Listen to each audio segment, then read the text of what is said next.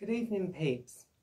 Lisa here again, and this evening I'm here to feature our very latest electric Canjo build. Now this Canjo is for Nancy because she requested it, so I'm building it for her, and that means that I want it to be nice. So straight in and no waffle from me. You may remember fairly recently I featured a video where I was playing a Canjo, and it was the first one that I'd ever built, actually, inspired by many of you out there, you know, and fine luthiers. I thought I've got to give it a go. I was up on our local market where I did discover some very inexpensive, basically tobacco tins, and I thought, you know, that would make an excellent Canjo. I just thought, oh, just got to give that a go. So I've got the actual instrument here, the one that I featured on video, but I have taken it apart so you can see basically the very basics of how I did build it. Now this one's pretty rough. I basically threw it together. You know, there's a few mistakes, like this hole here for the tuning peg, it's a little bit too far over.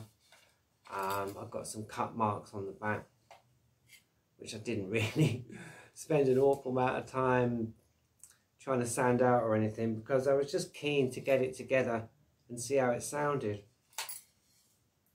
Inside the can, as you may have seen, because I did put it on a community post, I think, is the little box of tricks, and I did manage to get a piezo buzzer in there along with a jack plug, and close the lid, and basically it all worked.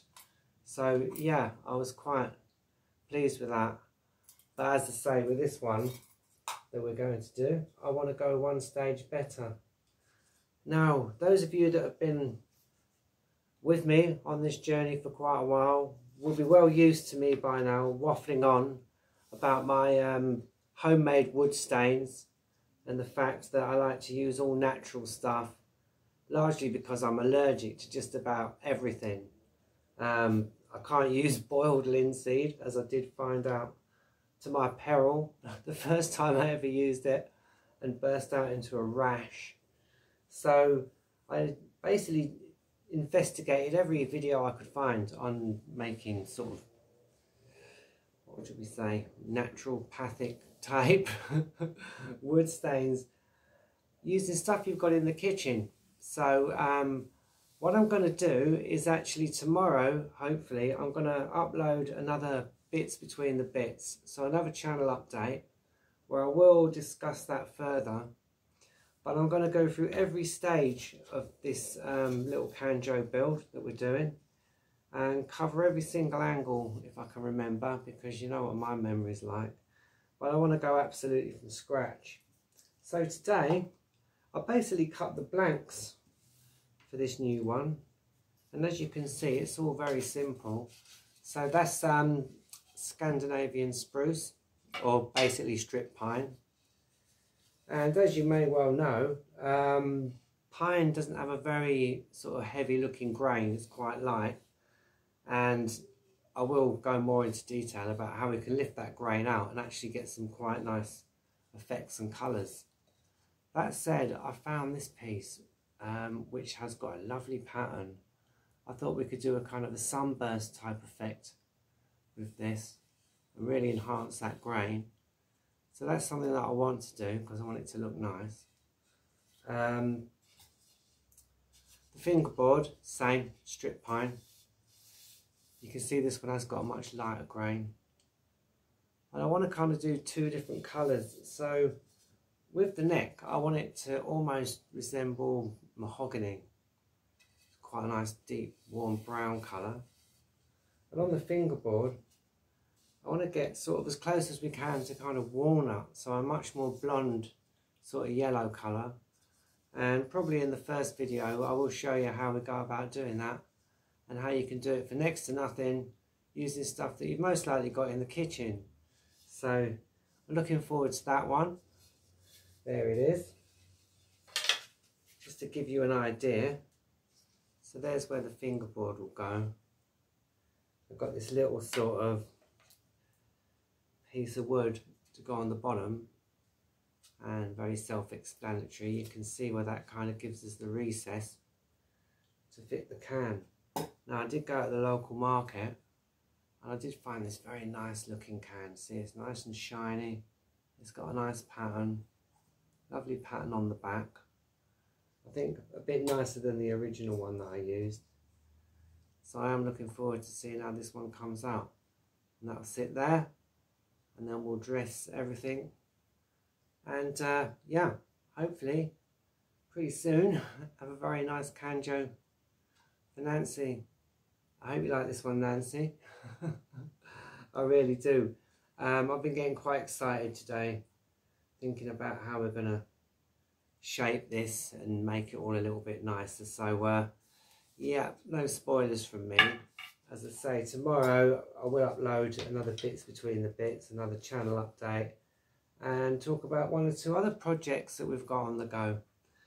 Now, a massive shout out and a very special thanks to my very latest subscribers, and especially my latest subscriber, thank you, who did suggest a video that they would like to see on how to build an electric diddly bow, based on the one that you may have seen in the Big Ben video, which is actually my most popular instrument ever on this channel. I was quite amazed. It's the My Father box, where we've inverted the box, and I took the paperwork out the middle to put on the back so that there's a picture back and front. It had something like 3,100 views or something so far. It is a beautiful instrument, I must admit. But I was absolutely blown away. So yeah, I'm delighted to do something very similar, because I did do one diddly bow build, and it was a very basic one, wasn't it? Just screwing the guitar string on and stuff like that.